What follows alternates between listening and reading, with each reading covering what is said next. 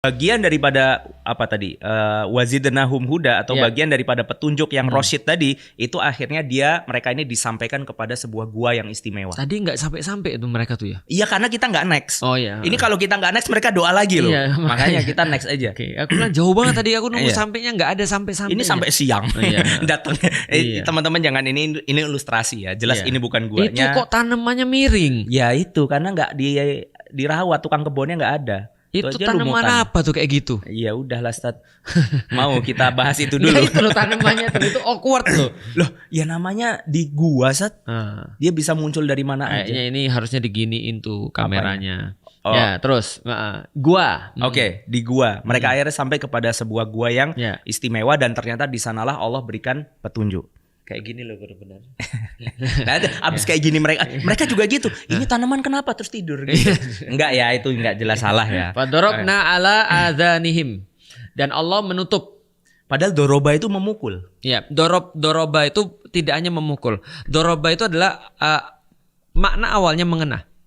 Oh. Jadi contoh kaifa daraballahu masalan. Bagaimana Allah memberikan permisalan yang mengena kepada engkau. Oh, bukan yang memukul. Ya, jadi ini wah ulti banget yang nih. Jelek. Nah, ulti banget itu doroba. Oh. Jadi nutup sampai bener-bener nggak denger apa-apa. Betul. Dan itu kata ANC. Kata beberapa ustadz fikih itu. Nah, itu adalah salah noise cancelling. Kalau noise cancelling itu masih kedengaran dikit. Cuma ini aja bias. Kalau ini benar-benar peting gitu. Jadi sampai dikatakan kalau ini dalam fikih ya, ustadz-ustadz itu mengatakan bahwa yang namanya tidur itu kalau sampai kalian sudah tidak bisa mendengar apapun. Nah, aku tiap hari gitu. Iya, maksudnya gini loh, kayak misalkan itu pembahasan misalkan sholat Jumat. Iya. Oh gitu kita pas sholat Jumat ya? Nah enggak, sholat Jumat itu kita nggak tidur karena khotibnya masih kedengeran cuma gema. Ngaung gitu. Nah itu belum tidur. Kok aku nggak dengar apa-apa ya? Gitu. Maksudnya kan kadang orang nanya, Ustadz, aku kalau misalkan pas sholat Jumat itu ketiduran, itu butuh wudhu lagi atau enggak? Nah itu penjelasannya salah satu ayatnya ini. Kalau ada yang masih kedengeran, itu kamu belum tidur. Berarti aku tidur dong. Gitu. Jadi besok aku akan minta khotibnya ngomong lebih keras ya. Masalahnya nggak pakai mic. Iya betul. Iya benar juga ya. Iya. Kalau di Bogor tuh banyak masjid khotib nggak pakai mic. By the way. Nah akhirnya Allah itu tutup telinga mereka beberapa tahun dalam gua. Itu maksud antum tadi benar tuh. Fadarabna ala adhanihim itu ternyata bukan menutup, tapi tadi membuat jadi sunyi. Iya, artinya ulti, menutup yang paling. Iya, benar. Berarti udah sampai level nggak bisa dengar. Sinina adada dalam hitungan beberapa tahun. Nah, pertanyaannya berapa lama gitu? Ternyata dijelaskan dan mereka tinggal di dalam gula. Wala bithu fi kahfihim salasa mi'ati sinina wasdadu tis'ah. Salasa mi'ati sinina. Dia ditidurkan 300 tahun ditambah 9. Nah, itu kenapa? Aku menarik tuh. Aku begitu baca ayat ini. Ini menarik. Menarik bagiku ya. Oh iya, betul. Masa begitu aku baca surat ini, aku taruh dulu.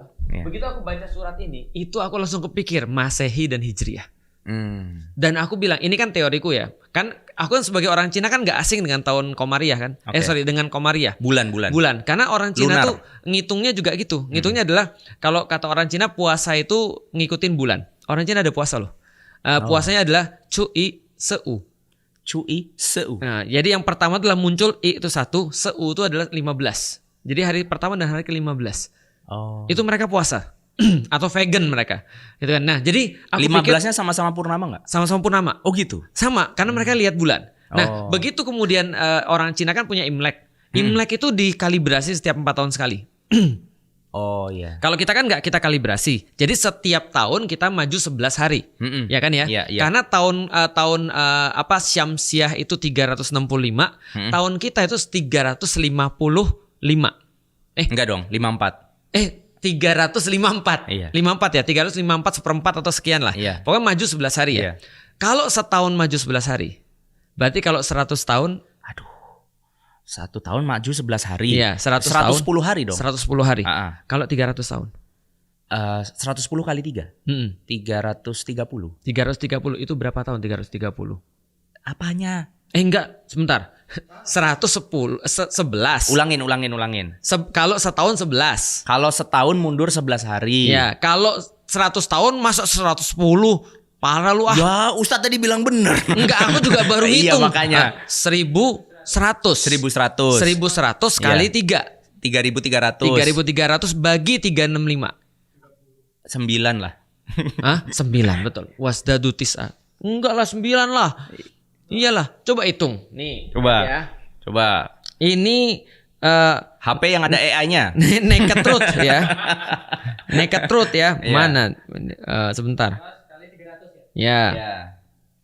Naked truth ini. Naked truth. Mana kalkulator? Oh ini nih. 3.300 hari kan? Ya. Ya kan ya. Bagi 9. 354. 9,3. Oh. Ya kan? Salasa mi'atis sinina wasdadu tis'a. Maka tambahkanlah 9 kalau kamu hitungannya adalah Masehi. Kalau kamu hitungannya adalah bulan. Oh. Kalau kamu hitungannya bulan tambah 9, kalau kamu hitungannya matahari, salasa mi'atis sinin wasdadu tis'a tambah 9. Oh. Luar biasa ya. Berarti terserah kalian mau ngitung Iya. pakai Hijriah boleh. Iya, Mau pakai Masehi boleh. Allah tambahin tuh di situ. Supaya Allah kasih tahu Karena perhitungan tadi itu. setupnya ini kan Roma. Benar. Yang nanti akan kemudian mengeluarkan tahun Betul. Syamsiah. Syamsiah. Dan setupnya yang dengar ini adalah orang Muslim. orang Arab. Iya di Arab. Iya orang Arab. Quraisy ini kan ini Iya, kan iya, turun pada orang Quraisy. yang mereka memakai bulan. itu. Komariah. Itu kalian itu milih mana tuh terserah. Iya. Itu luar biasa. Itu Iya. aku ngeliat itu langsung merinding aku. Kenapa kan ini pasti antara Masehi sama ini adalah sama Iya, ini. iya, iya. Pas aku hitung, gila main blow, Main bowling. Main bowling. Luar biasa. Luar biasa. Akhirnya mereka ditidurkan 300 tahun. Betul. Nah, kita langsung masuk ke tempat tidurnya. Luar biasa. Luar biasa kan. Susah loh nyarinya ini. Iya, bikin sendiri nih ya. Enggak, nyari. Ini kayaknya panas nih. Iya, panas. Kayak gitu Panas. lah. Kita lanjutkan lagi Ya. ceritanya. Apa nih? Wa taras samsa idza tala'at tazawaru an kahfihim dzatal yamin. Dan kami akan melihat matahari Ya. dan kamu akan melihat matahari. Ya. Matahari ketika terbit, condong dari gua mereka ke sebelah kanan. Ya. Yamin sebelah kanan. Wa idza gharabat taqriduhum dzata shimal. Dan bila matahari terbenam menjauhi mereka ke sebelah kiri, sedang mereka berada dalam tempat yang luas dalam gua itu. Wa hum fi fajwatin min. Dzalika min ayatillah. Ini adalah kebesaran atau tanda-tanda kebesaran Allah. Ya. Mayyahdillahu fahuwal muhtad wa mayudlilhu falam tajidalahu waliyam mursida. Maka barang siapa yang diberi petunjuk oleh Allah, maka dialah yang mendapat petunjuk, dan barang siapa yang disesatkannya, maka kamu tidak akan mendapatkan seorang pemimpin pun yang dapat memberi petunjuk kepadanya. Ini kenapa kemudian pembahasannya tentang matahari condong kanan condong kiri, Zat? Ya. Ini juga menarik lagi nih. Aku menarik nih. Jadi gini. Aku tertarik. Ya. Jadi ini kan pertama-tama kan dijelasin bahwasanya mereka tuh di situ mereka guling-guling. Iya. Ini kan nanti guling-guling ada selanjutnya. Kita next dulu aja kali ya. Next dulu aja sampai lihat nih. Nah ini kalau ini penjelasan dalam sebuah hadis. Jadi ada sunnah, Sat. Jika salah seorang di antara kalian berada di bawah matahari, jadi kita tidur nih, tapi Ada kita matahari. ya kita kena gitu. Kemudian bayangan beringsut darinya sehingga sebagian tubuhnya berada di bawah matahari dan sebagiannya lagi terlindungi bayangan, maka hendaklah dia berdiri. Maksudnya tidak berada dalam kondisi tersebut. Jadi ada sunnah ini yang jarang pernah disampaikan. Jangan tidur kalau setengah kena matahari, setengah kagak gitu. Nah ternyata orang-orang ini itu diratain. Ini mirip kayak ini, Sat. Kayak apa kalau telur ayam tuh ditaruh di mana? Di lampu. Nah, ditaruh di lampu itu kan harus rata plus harus dibolak-balik. Ya. Nah, dibolak-baliknya juga ada. Betul. Ternyata. Nah ini apa namanya dalam ayat yang berikutnya watahsabuhum aiqadhu wa hum rukud. Ternyata mereka nggak tidur. Tuh lihat tuh. Mereka tidur. Mereka itu bangun. Kamu mengira mereka itu bangun, padahal mereka tidur. Karena yang ngelihat mereka itu kiranya nggak tidur. Iya. Padahal mereka tidur. Artinya mereka tuh bolak-balik. Mereka mungkin matanya kebuka. Iya. Dan segala macam. Bolak-balik. Jadi kayak ada yang membolak-balik. Ya bukan. Kayak ada memang dibolak-balik. Jadi orang gitu. itu ketika datang ke sana ngelihat mereka tidur. Jadi gini teman-teman semuanya, ini ada cerita yang belum aku ceritain tadi. Jadi ketika orang ini masuk, ini dalam riwayat ya, Betul. tapi artinya ini bisa berbeda ceritanya satu versi dengan versi yang lain. Ketika mereka ditidurkan itu, nah orang-orang penjaga tentara-tentara yang ngejar tadi itu sampai ke mulut gua. Iya, dan lihat Kalau diceritanya bukan nggak lihat ya. Enggak. Jadi diceritanya mereka takut. Mereka takut ngelihat gua, bukan ngelihat orangnya. Jadi nggak ketemu. Mereka takut ngelihat guanya dan akhirnya apa yang mereka lakukan? Mereka kemudian menutup pintu gua. Jadi ketika mereka menutup pintu gua, mereka nggak takut. Mereka berkata kemudian gini, laporannya ya ke bosnya ya, bos mereka udah mati dalam gua. Kenapa? Ya udah guanya ketutup. Artinya mereka nggak mau sampai masuk karena mereka khawatir di dalam ada ancaman, tapi mereka tutup pintunya, udah selesai, kekubur di situ. Nah, ketika kejadian ini berlangsung bertahun-tahun setelahnya, ada orang lewat lihat, gitu, ada pengembala atau apa, terus ngelihat ke dalam, orangnya hidup dari celah yang ada, loh. Ini orang kok mutar-mutar gitu. Betul, makanya disinilah mulai ayat ini muncul. Watahsabuhum aiqadzon wahum rukut. Mereka tuh terlihat aiqadzon itu kan baru bangun tidur. Oh. Jadi keadaan bangun tidur, wahum rukut, padahal mereka tidur. Karena kenyataannya kan mereka tidur kan dari awal kan ya. Nah, lalu kemudian apa yang Allah katakan? Dan kami bolak-balikkan wa nuqallibuhum dan kami bolak-balikkan. Qalbu itu kan artinya terbolak-balik ya. Jadi seperti antum bilang kadang begini, kadang begini, kadang begini. Zatal yamin wa zatas shimal. Dan mereka kemudian dibolak-balikkan ke kiri dan ke kanan. Kenapa? Karena tulang mereka tetap tulang manusia. Mereka perlu vitamin D. Iya itu, artinya ini yang menjelaskan kenapa mereka nggak busuk, kenapa mereka segala rupa. Betul. Itu adalah ya ini. Karena secara sains kalau seandainya mereka tuh tidur dan nggak kena matahari, itu harusnya mereka mati tuh, karena metabolisme badan dia akan hancur. Antum tau nggak tulang tuh akan menyusut kalau seandainya nggak kena sinar matahari. Minimal dia keropos. Makanya kita kan pas lagi COVID itu disuruh keluarlah rumah karena vitamin D. Bahkan dijual di Amerika sampai sekarang karena mereka itu selalu indoor, mereka dijual vitamin D dalam bentuk kapsul. Iya, dulu aku minum waktu kena COVID. Oh gitu. Iya. Ya asupan tambahan. Iya sih, karena ada penelitian vitamin D akan mempercepat recovery gitu kan ya, dan menghindarkan meningkatkan sistem imun. Nah, mereka itu dapat vitamin D luar biasa. Langsung dari Allah dan dibolak-balikin supaya matang gitu kan. Iya, bukan biar matang imunnya. Nah, itu maksudnya. Dan itu juga salah satu yang nyebabin mereka itu nggak dikerubung binatang dan segala rupa. Karena kalau mereka dalam kondisi diam yang namanya telinga ada air cairan apa kan bisa disemutin, bisa segala rupa. Betul. Nah, ini mereka dibolak-balik. Ya, supaya kering ya. Supaya tidak lembab. Oke. Nah, dalam kebesaran Allah ini tadi ada juga yang belum kita mention, lupa, yaitu ketika mereka lari dari penjara itu, ada anjing nemenin. Iya. Nah, itu maksudnya kalau jumping, anjingnya ikut. Jadi anjing itu nemenin mereka. Nah, kita mundur lagi ke belakang ke ayat yang ini. Nah, kenapa ketika Allah menjelaskan tentang matahari ini, cerita semua tentang matahari dibolak-balik dan segala rupa, itu kaitannya tentang petunjuk Allah. Barang siapa yang diberi petunjuk Allah, maka dia yang mendapat petunjuk. Kalau nggak mau, kalau Allah nggak kasih petunjuk, disesatkan, ya dia akan tersesat. Itu kenapa larinya ke situ? Karena hidayah itu cahaya. Hidayah itu adalah cahaya sama seperti cahaya daripada Allah. Dan cahaya itu ya tergantung Allah mau ngasih atau tidak. Makanya Allah kan berkali-kali bilang dalam surat Al-Baqarah, coba lihat keadaan orang-orang munafik. Mereka kayak orang-orang yang kalau andaikan berjalan di tengah hujan, yang kemudian saking ngeri hujannya itu mereka sampai nutupin kuping mereka pakai jempol dan semua tangan mereka itu saking mereka nggak mau dengar kilat. Dan tapi masalahnya adalah mereka dalam kegelapan, mereka nggak tahu jalan. Dan kalau ada kilat mereka baru bisa lihat, baru bisa jalan. Kilatnya berhenti, mereka diam. Dan kemudian anu paham gak sih desperate-nya orang-orang kayak gitu? Makanya Allah bilang adalah kalau seandainya Allah sudah mau kasih orang petunjuk, itu kayak Allah memudahkan bagi dia. Allah kasih dia terang semuanya sehingga dia tahu jalannya lewat mana. Tapi kalau Allah sudah kemudian gak mau kasih petunjuk, maka gak ada satupun yang bisa membuat cahaya itu bagi Anda. Gitu. Even di tempat tertutup, di gua, di kondisi yang nggak ada penolong, itu pun Allah bisa kasih keselamatan, Allah bisa kasih petunjuk kalau Allah mau, kira-kira gitu ya. Betul, luar biasa. Artinya kalau misalkan teman-teman mungkin ini bisa nggak sih, maksudnya diartikan kayak oke, kita kan nggak di dalam gua, oke, tapi bisa jadi kita itu ya dikucilkan misalkan, atau keluarga kita ngehinain kita, atau misalkan segala rupa, kita ngerasa kayak di gua itu maksudnya sendiri, kayak nggak ada penolong, kita tuh nggak tahu harus ngapain. Ya ini ayatnya maksudnya kita harus ayat yakin, tauhid. Kita yakin Allah itu mampu menolong siapa aja. Kalau Ashabul Kahfi saja sampai Allah selamatkan bisa tidur 300 tahun aman nih di dalam gua, apalagi kita yang bukan gua nih, ini cuma sekedar gua imajinasi kita dalam kehidupan kita masing-masing gitu. Tapi kan kita bukan Ashabul Kahfi. Iya sih, cuma kan minimal harusnya keyakinan bahwa Allah pasti Allah pun bisa menolong kita itu harusnya ada di pikiran Karena kita. cerita ini nggak akan mungkin diceritain di dalam Al-Quran kalau nggak untuk kita. Nah, nggak mungkin cuma untuk mereka. Oke. Kita lanjutkan. Nah, sekarang anjing Sat. Wakal buhum. Oh, kok masih watahsabum aikot?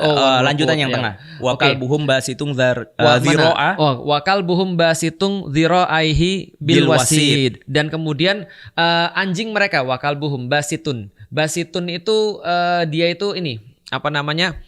Menyelonjorkan. Basit menyelonjorkan. Dhira'aihi kedua kakinya. Bil wasid. Kemudian yang depan itu bukan tangan ya? Apa? Kan dhira' kaki. Iya. Dhira' itu tangan ya benar ya? Enggak, kaki. Kaki. Anjing itu kan nggak punya tangan. Depannya apa kalau gitu? Kaki. Oh gitu. Anjing kakinya berapa? Depan 2, belakang 2. Ya iya udah. Depan tangan, belakang. Nggak bisa dong. Kalau anjingnya berdiri? Ya nggak gitu. Anjing gitu. Mana ada yang berdiri? Ya tungkai lah. Gitu kan ya. Jadi basun dzira'i bil wasid, dan kemudian dia menyelonjorkan tangannya di depan gua. Dan ini luar biasanya adalah bahkan anjing pun diceritakan dengan sangat detail di dalam suratul Kahfi. Posisinya. Ya antum pernah lihat anjing dalam keadaan begitu nggak sih? Kucing sih setiap hari. Kucing kan begini ya. Anjing juga sama kan, dia selonjor dan itu pun diceritain dalam Al-Qur'an. Dan orang berpikir apa pentingnya anjing diceritain? Itu kenapa? Tapi ternyata tidak ada yang tidak penting kalau itu sudah menyangkut tentang tauhid dan dakwah. Kalau dakwah dan tauhid sudah menjadi suatu hal yang kita lakukan, maka bahkan anjing pun akan mendapatkan porsinya. Apalagi manusia. Jadi ini bukan cerita tentang anjing, tidak. Tapi ngapain ini anjing? Ya. Oh ternyata dia sampai dimention di dalam Quran, di mana berarti ini anjing paling mulia di dunia. Betul, dong. Benar, karena dia masuk Quran.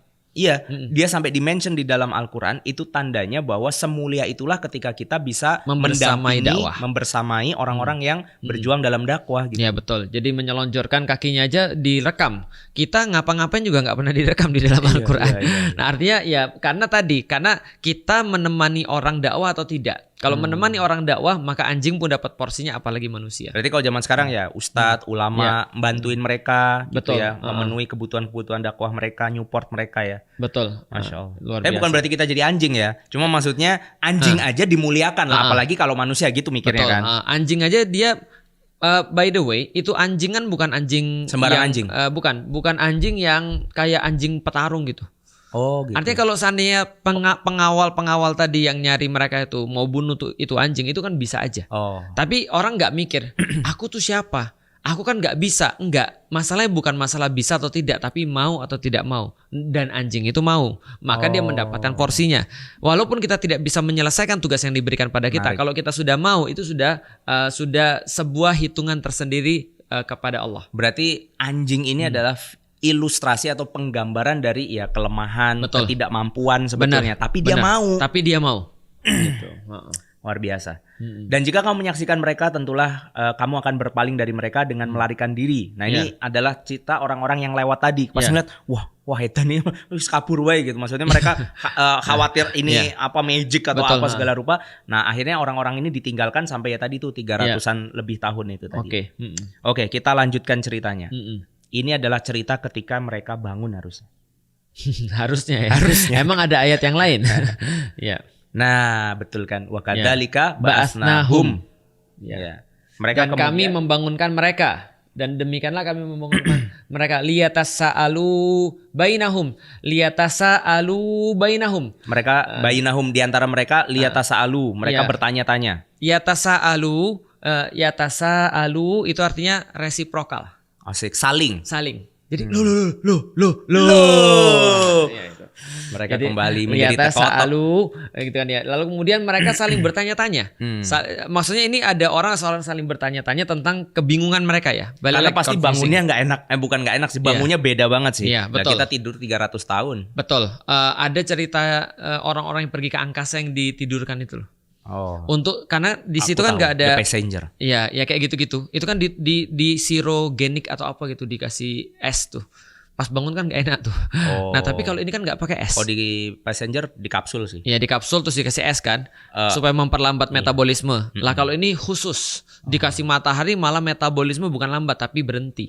Aku yang nggak tahu ya. Ada satu hal yang aku nggak tahu. Kenapa mereka nggak menua? Lah itu tadi karena kekuasaan Allah.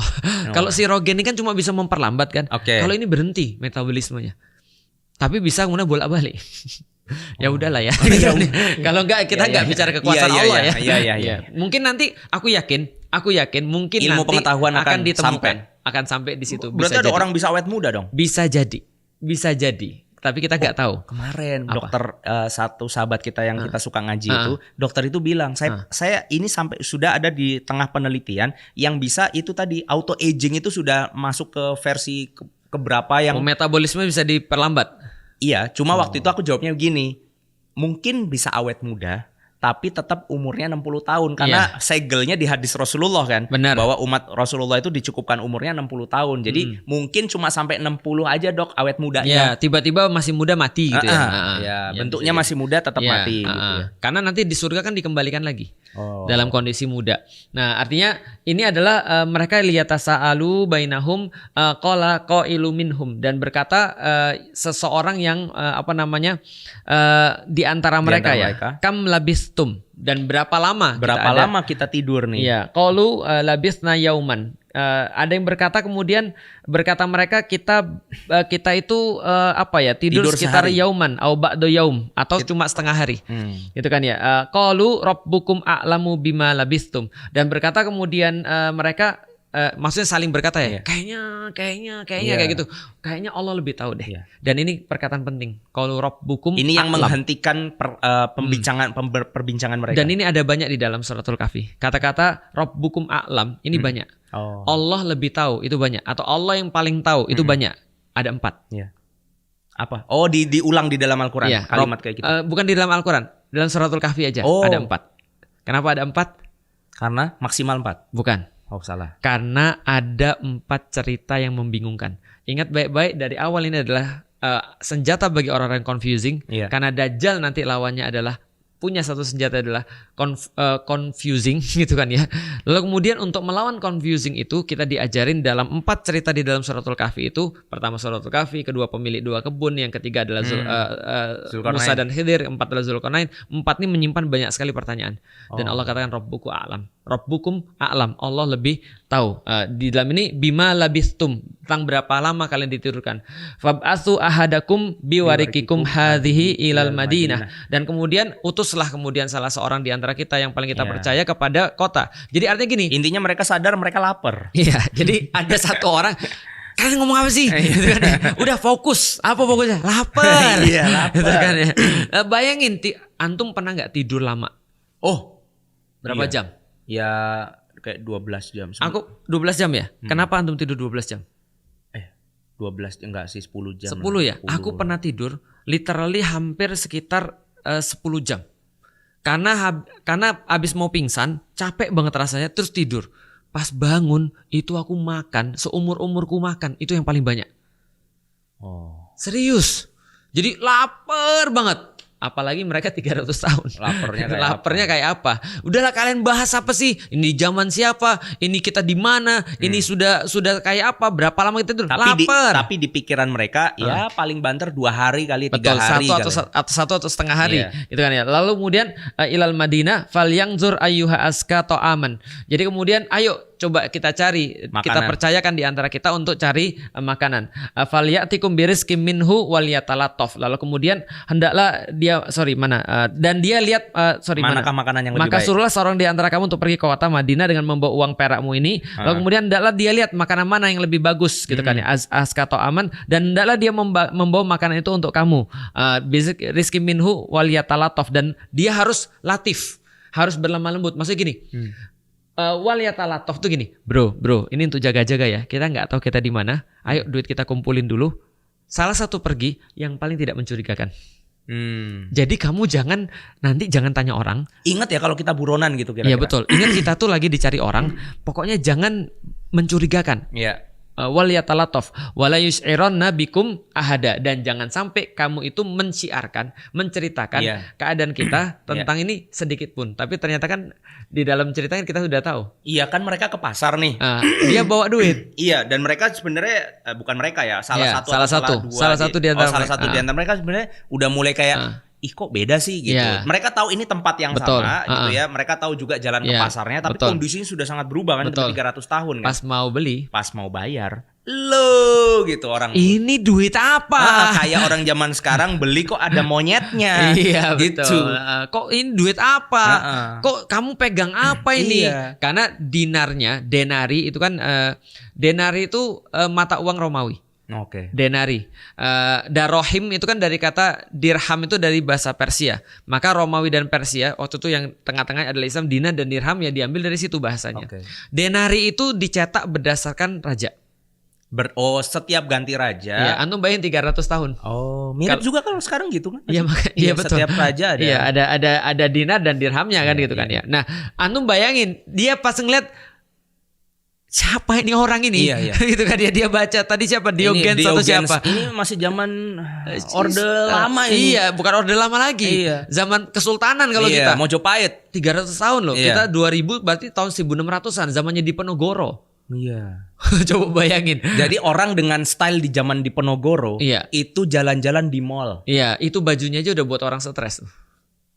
Jadi ya wal yatalatov, gimana mereka harus mereka mau pura-pura? Ya mereka udah diliatin orang ini cosplay apa nih? Iya. Kan gitu. Luar biasa ya. Nah, akhirnya disitulah mereka kemudian ketahuan karena rakyat di sana sebetulnya sudah menjadikan mereka tuh seperti hikayat. Iya. Kayak mitos gitu loh. Betul. Ya, ini cerita zaman dulu pernah ada 7 pemuda dikejar hilang, katanya mereka di dalam gua. Betul. Pas kemudian ada yang belanja begitu, loh ternyata hidup. Gitu kan. Ternyata tidak hilang dia. Akhirnya si satu orang tadi itu dibawa lagi ke raja lagi. Iya. Ya, aku malas cari istana yang kira-kira 300 tahun setelahnya, samain aja ya. Samain. 300 tahun enggak berubah ya.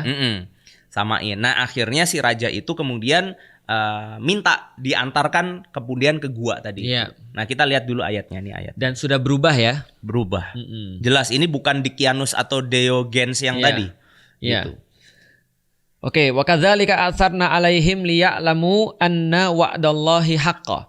Bahwa kamu udah ngerti kan bahwasanya janji Allah itu adalah sebuah janji yang benar ketika kami mempertemukan manusia dengan mereka agar manusia mengetahui bahwa janji Allah itu benar. Siapa dia? Adalah rajanya. Dan raja ini sudah bertauhid.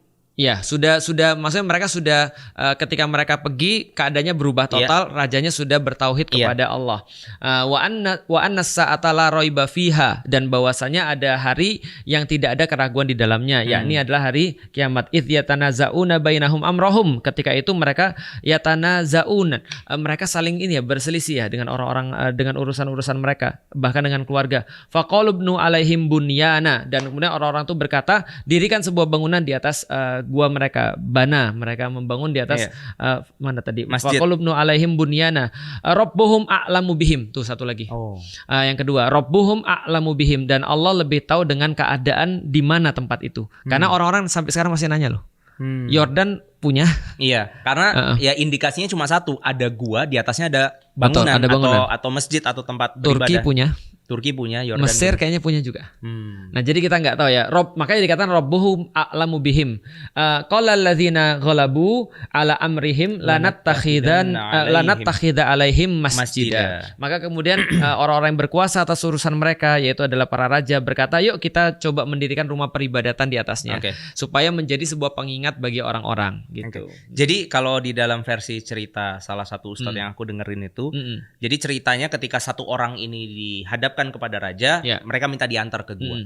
Nah, sampai di mulut gua, si orang yang tadi belanja tadi itu, dia bilang sama raja, tunggu dulu di sini ya. Aku ngomong dulu. Karena kalau kita geruduk nanti malah lari nih. Aku cerita dulu ya. Ketika kemudian satu orang ini balik masuk ke dalam gua, mereka ketemu, mereka ceritakan kita udah 300 tahun segala rupa. Nah, ini yang menarik, Ustaz. Mereka ternyata berdoa kepada Allah Subhanahu wa taala. Mereka bertujuh ini berdoa kepada Allah. Enggak, mereka bilang sama Allah, "Ya Allah, kalau engkau berkenan, tunjukkan jalan kami ingin kemudian mati dalam kondisi beriman." Nah, jadi ada satu versi cerita, itu mereka dimatikan di dalam gua itu. Dimatikan di dalam gua itu kenapa? Karena mereka tahu kalau mereka hidup nih, mereka bisa dikultuskan. Kalau mereka hidup, mereka bisa dianggap sakti. Mereka malah justru bisa disembah. Aku nggak mau kalau sampai aku malah menjadi merusak agamanya Allah. Nah, ternyata Allah kabulkan, orang-orang itu ditidurkan selama-lamanya di dalam gua.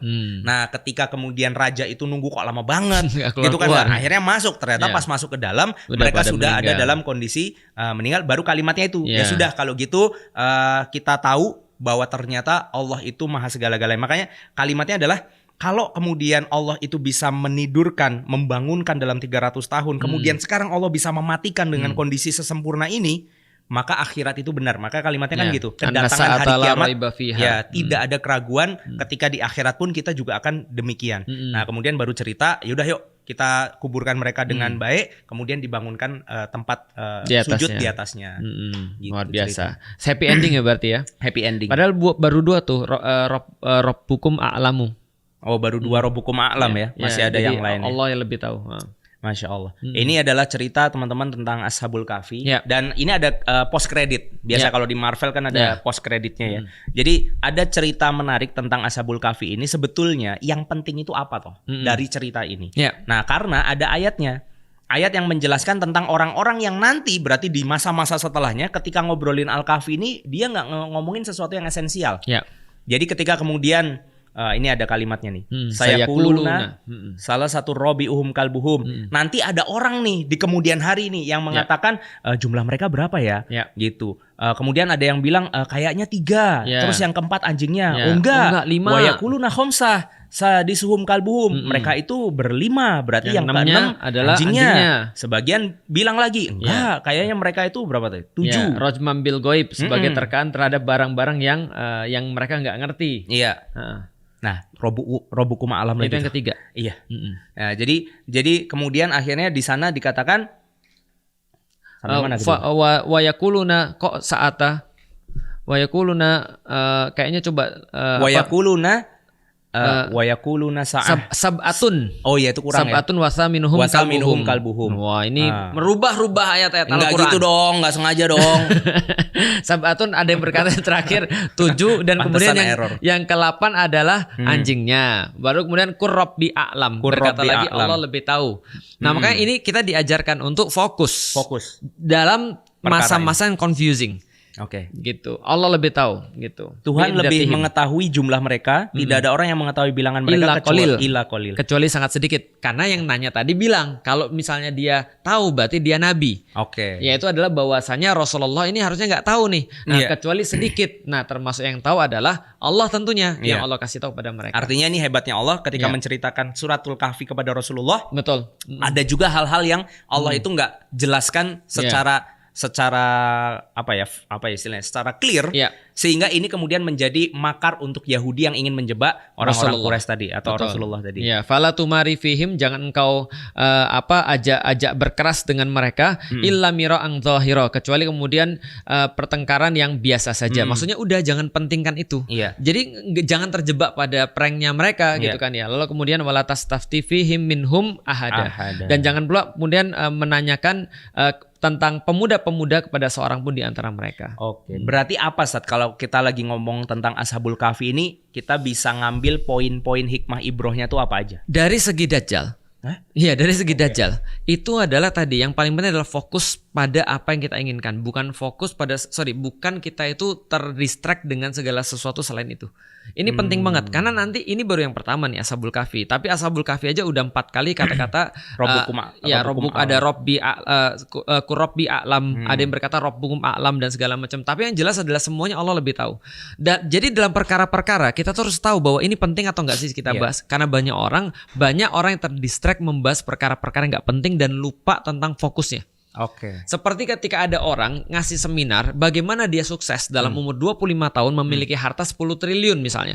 Dia bilang kalau Anda pay attention dengan apa yang aku sampaikan per part dan per poin dan Anda ikutin poin-poin saya ini, Anda pasti akan dapat seperti yang saya dapat. 3 hari 3 malam dia menjelaskan 25 poin bagaimana umur 25 tahun mendapatkan 10 triliun.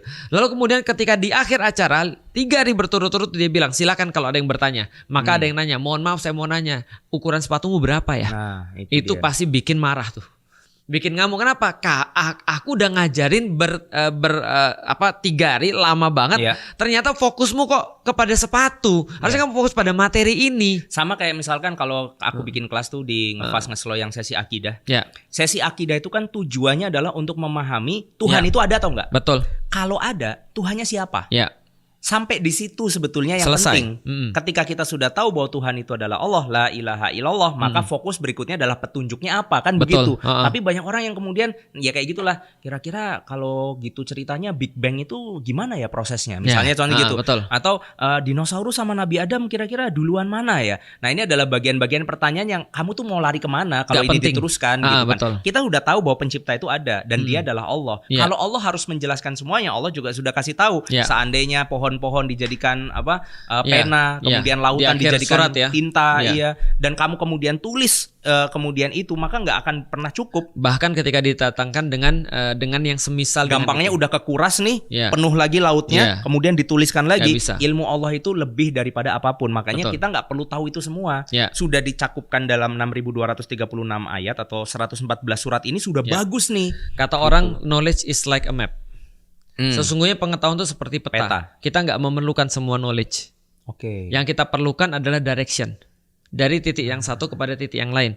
Siapa yang ngafalin seluruh Google Map? Nggak ada. Betul. Nggak ada yang misalkan aku mau ke Jogja, ya udah kota-kota yang aku lewati apa aja. Ya, itu antum tinggal ngetik direction aja. Di situ nanti cuma itu yang perlu antum tahu tuh. Yang lain antum nggak perlu tahu.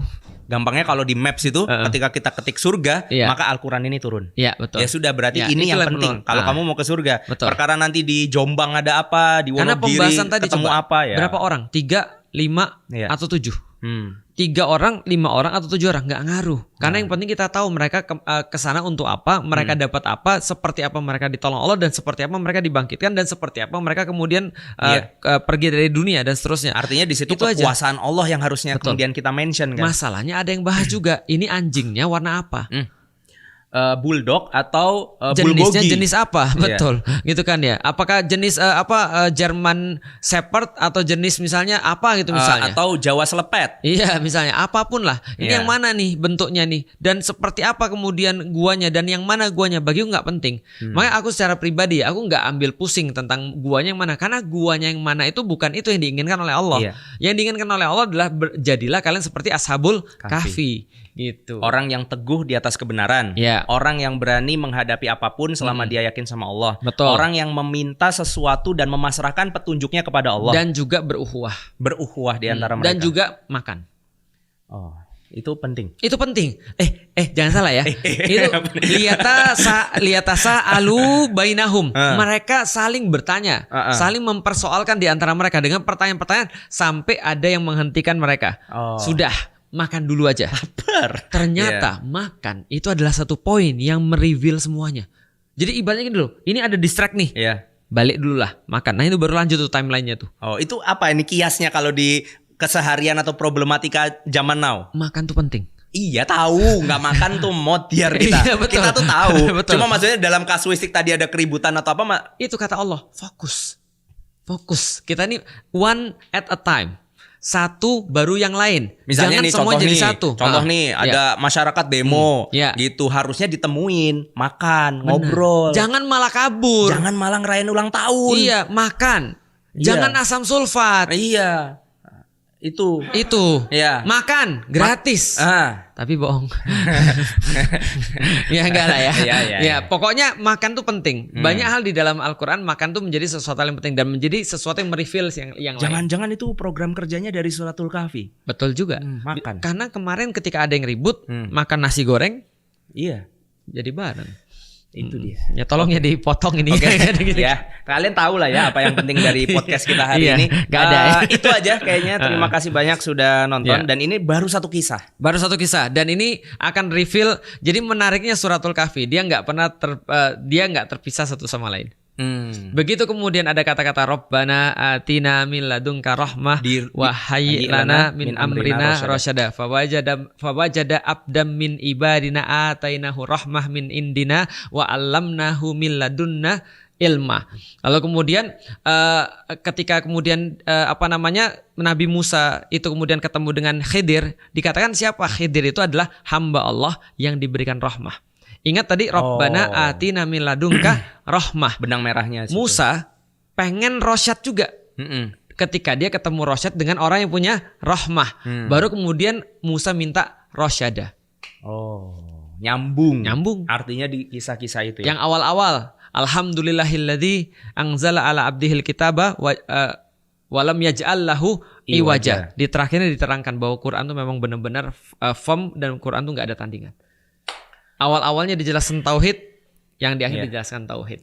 Itu luar biasa tuh. Makanya itu pembahasannya masuk ke hidayah juga ya. Jadi hidayah yang paling tinggi ya hidayah irsyad wal bayan. Irsyad wal bayan. Nah, rosyad itu adalah tapi nggak akan dapat irsyad wal bayan kecuali ada rahmah. Makanya minta lu rahmah. Oke, semoga kita adalah hamba-hambanya Allah yang dirahmati, disayangi oleh Allah Subhanahu wa taala dan diberikan petunjuk, tidak hanya itu diantarkan kepada petunjuk ya, Rasyid tadi ya. Sehingga akhirnya kita bisa sampai kepada tujuan yang kita harapkan yaitu ridho Allah Subhanahu wa taala. Itu yang bisa disampaikan. Wabillahi taufik wal hidayah. Sampai ketemu di kisah berikutnya. Assalamualaikum warahmatullahi wabarakatuh.